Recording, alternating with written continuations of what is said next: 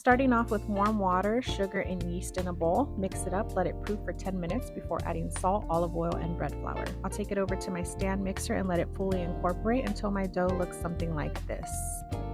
Then I'm going to take my rubber spatula, gently pull the dough away from the bowl, spray it with non-stick spray, and work my way all the way around the bowl so the dough doesn't stick while it's rising. I'll go ahead and cover this and let it rise for 90 minutes before I punch it down and dump this dough onto a floured countertop. Then I'm going to shape this dough ball into one large ball before I evenly divide it. Today I'm making 2 large pizzas, so I'm going to divide it into 2.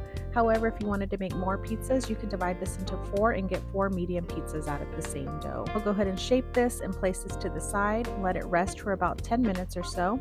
It should look like this. I'll take one of these dough balls, push gently down in the center, and work my hand all the way around to let some of that air escape. I'm going to pick it up and try to stretch this dough out. At this point, if you wanted to flip it up in the air and try to do all those fancy tricks, you could do that. I'm not a professional. I'm not going to do that. So I'm just going to grab my rolling pin and I'm going to work on this dough, try to get some of that extra air out and make my dough more consistent. I'm grabbing a dough docker and piercing it with holes all throughout, help with some of those air bubbles while it's baking. Grabbing some cornmeal, placing it on my pizza peel to help that dough from not sticking when I transfer it into the oven. I'm making stuffed crust pizza, so I'm taking some freshly cut mozzarella cheese, placing it all along the perimeter of the crust, and then I'm folding some of that dough over the cheese to help it really get secured in there. Once I'm finished with this, I'm just pressing down on the seam to make sure that cheese stays in place and doesn't melt out when baking. I'm adding my sauce now, making sure to get that sauce all over the crust before adding my Parmesan cheese all along the base, then adding some freshly grated mozzarella cheese. Now it's time for toppings. Today I'm just using regular pepperoni. You could add whatever toppings you like.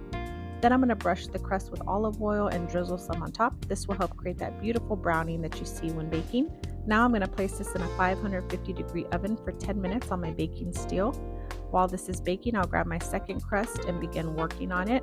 By the time I'm done with that, my pizza should be done.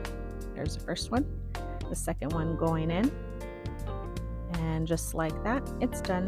So we'll pull these out, check them out, look good, smell good, and dinner served.